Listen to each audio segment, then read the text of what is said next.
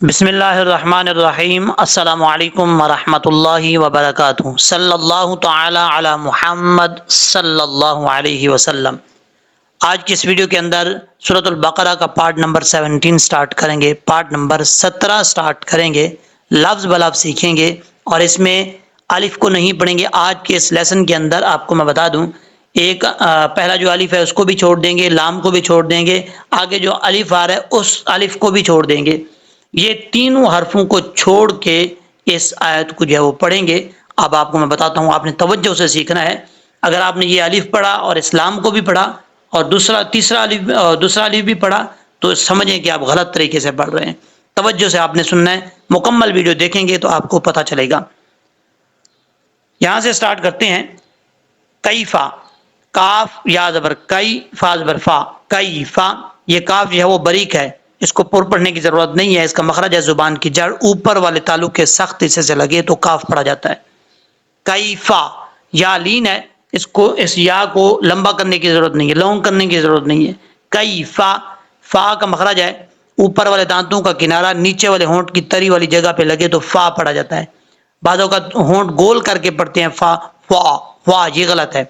فا، کیفا تکفرون، تا کا مخرج ہے زبان کی نوک اوپر والے دانتوں کی جڑوں سے لگے تو تا پڑھا جاتا ہے۔ تا زبان کی جو نوک ہے اوپر والے دانتوں کی جڑوں سے لگانی، یہ اس کا مخرج ہے، ٹھیک ہے، اور اس کو باریک پڑھیں گے، پر پڑھنے کی ضرورت نہیں ہے۔ تا، تکفرون، تا کاف زبر تک، فا پیش فو، تکفو، را واو پیش رو، تکفرو، نون زبر نا، تکفرون۔ را کے اوپر پیش ہو تو را پر پڑھا جاتا ہے، آگے واو مدہ ہے، واو ساکن سے پہلے پیش ہو تو واو مدہ ہوتا ہے۔ ایک الف کی مقدار لمبا کر کے پڑھا جاتا ہے۔ حروف مدہ 3 ہے، الف واو یا۔ الف سے پہلے زبر ہو تو الف مدہ ہوتا ہے، واو ساکن سے پہلے پیش ہو تو واو مدہ ہوتا ہے، یا ساکن سے پہلے زیر ہو تو یا مدہ ہوتا ہے، یہاں پر واو مدہ ہے، ٹھیک ہے۔ تکفرون باللہ، با لام زیر بل، لام سٹینڈ زبر لا، لام کھڑا زبر لا، باللہ، ہا زیر ہی، باللہ۔ اب آپ نے پیچھے سے پڑھنا ہے پریکٹس کے طور پہ۔ کیفا تکفرون باللہ، واو زبر وا، واو کو پڑھتے وقت ہونٹ گول کر کے پڑھنے، اگر آپ نے ہونٹ گول نہیں کیے تو سمجھ لیجیے گا کہ یہ اپنے مخرج سے ادا نہیں ہوا۔ کنتم، نیکسٹ لائن پہ، کنتم، کاف نون پیش کن، تا میم پیش تم، کنتم۔ یہاں پہ کاف کے بعد جو نون آ رہا ہے اس کے اوپر غنہ کریں گے، ایک الف کی مقدار اخفا کا غنہ ہے۔ امواتن، حمزہ میم زبر ام، واو الف زبر وا، اموا، تا دو زبر تن، امواتن۔ فاحیاکم، یہاں پہ تا کے اوپر دو زبر ہیں، آگے فا آ رہا ہے، یہاں پہ نون تنوین کا اخفا ہوگا، ایک الف کی مقدار غنہ کیا جائے گا۔ امواتن، فا زبر فا، حمزہ ہا زبر اح، فاح، یا الف زبر یا، فاحیا۔ یہ ہا باریک ہے، جو جیم کے بعد الف با تا سا جیم ہا، جیم کے بعد جو ہا آتا ہے، نورانی قاعدے کے فرسٹ پیج کے اعتبار سے بتا رہا ہوں آپ کو، تو اس کو جب تک یہ والا ساؤنڈ نہیں آئے گا اس طریقے سے یہ آواز آئے گی تو یہ صحیح طریقے سے پڑھا جائے گا، ورنہ صحیح طریقے سے نہیں پڑھا جائے گا۔ فاح، یا الف زبر یا، فاح یا، کاف میم پیش کم، فاح یا کم۔ آگے یہ جو جیم آ رہا ہے، بعض اوقات لوگ یہاں پہ پریشان ہو جاتے ہیں کہ یہاں پہ رکنا نہیں رکنا، جیم کا مطلب ہوتا ہے جائز، یہاں پہ آپ سٹاپ کر سکتے ہیں، رک سکتے ہیں، کوئی پرابلم نہیں ہے، ٹھیک ہے، اور جب سٹاپ کریں گے تو آگے پڑھیں گے، پیچھے سے پڑھنے کی ضرورت نہیں ہے۔ فاحیاکم ثم یمیتکم، ثا میم پہ ثم، میم زبر ما، ثم، یہاں پہ میم مشدد کا غنہ ہوگا، ایک الف کی مقدار غنہ کر کے پڑھیں گے۔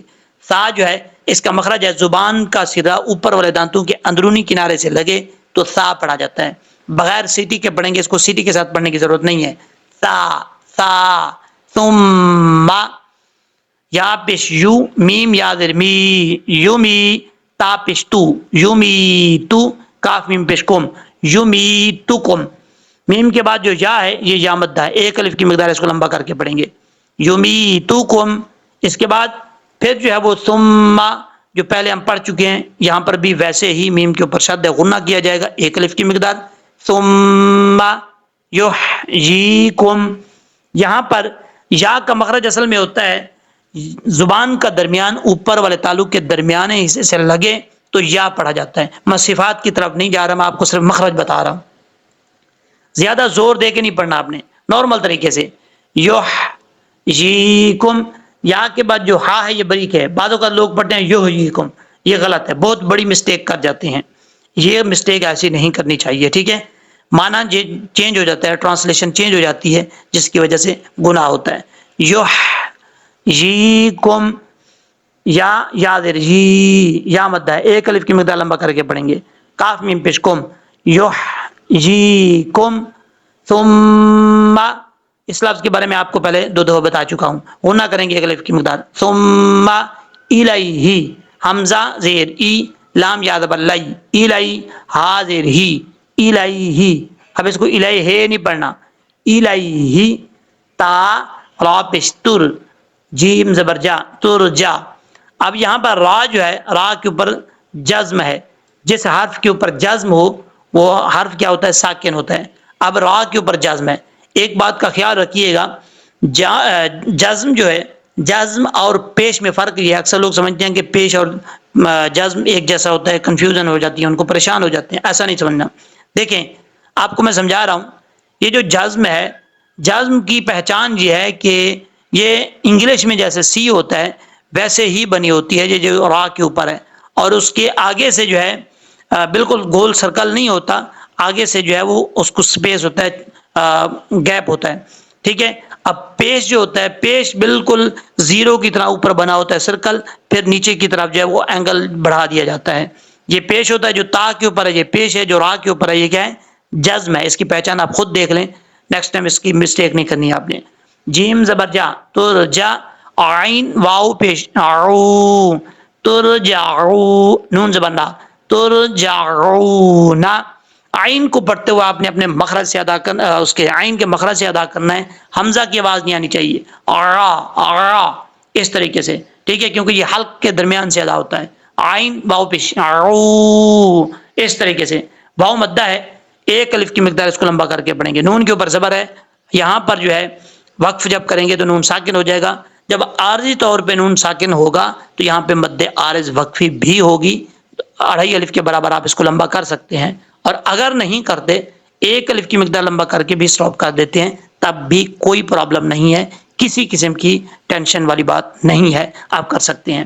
ٹھیک ہے، ترجعون، یعنی یہاں وقف کریں گے دونوں آپشن آپ کے پاس موجود ہیں، ایک الف کی مقدار اور اڑھائی الف والا، جو چاہے آپ کر سکتے ہیں. اب ہم پڑھتے ہیں اس کو پریکٹس کے طور پہ.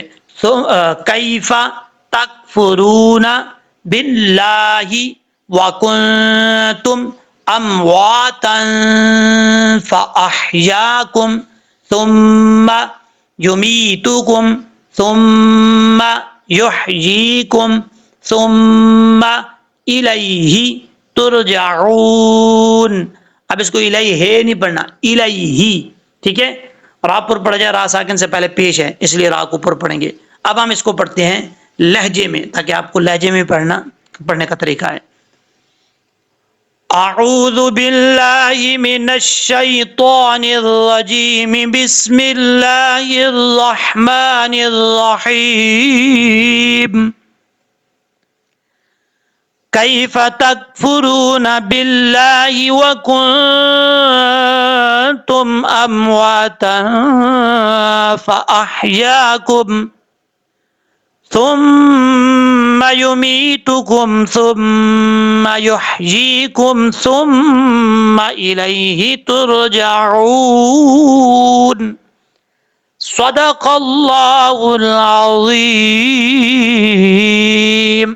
اب آپ کو میں بتاتا ہوں کہ آپ کو میں نے جو بات کی تھی کہ اس میں الف بھی چھوڑ دیں گے، لام بھی چھوڑ دیں گے، پھر جو الف آ رہا ہے وہ بھی چھوڑ دیں گے، اس کے بارے میں آپ کو بتاتا ہوں. دیکھیں یہاں پر لفظ ہے باللہ، یہاں پر جب با کو لام سے ملائیں گے تو اس میں پہلا یہ جو با کے بعد الف ہے اس کو بھی چھوڑ دیں گے، الف کے بعد لام آ رہا ہے اس لام کو بھی چھوڑ دیں گے، با کو ڈائریکٹ جو ہے وہ جس لام کے اوپر شد ہے اس کے ساتھ کنیکٹ کریں گے. ٹھیک ہے، باللہ. اگر آپ نے الف اور لام پڑھا تو یہ غلط طریقہ ہو جائے گا۔ اسی طریقے سے جب یہاں پر امواتن پہ پہنچیں گے، تا کے اوپر جو دو زبر ہیں، دو زبر کے بعد الف آ رہا ہے، اس الف کو بھی نہیں پڑھیں گے، اس کو بھی چھوڑ دیں گے۔ امواتن فاحیاکم، یہاں پہ غنہ کریں گے، ٹھیک ہے، اس کو پڑھنے کی ضرورت نہیں ہے۔ اس چیز کا آپ نے خاص خیال رکھنا ہے۔ اگر کوئی سمجھتا ہے کہ یہ الف پڑھا جائے گا، الف پڑھ کے پھر غنہ کریں گے، تو یہ غلط طریقہ ہے، یہ ایسا نہیں کرنا چاہیے۔ امید ہے کہ آپ کو سمجھ لگ گئی ہوگی۔ یہ والا پارٹ آپ کو ایک نئے طریقے سے سمجھایا ہے، ہو سکتا ہے آپ کو اس میں سمجھنے میں کسی قسم کی پرابلم نہ ہو، میں بھی یہی چاہتا ہوں۔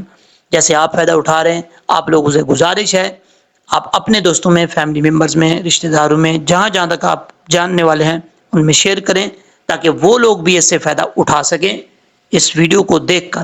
اور جب تک فائدہ اٹھاتے رہیں گے آپ کو بھی ثواب ملے گا، مجھے بھی ثواب ملے گا۔ تو ایسے کاموں میں بڑھ چڑھ کر حصہ لینا چاہیے۔ انشاءاللہ العزیز نیکسٹ ویڈیو میں ملتے ہیں۔ اللہ تبارک و تعالی ہم سب کا حامی و ناصر ہو۔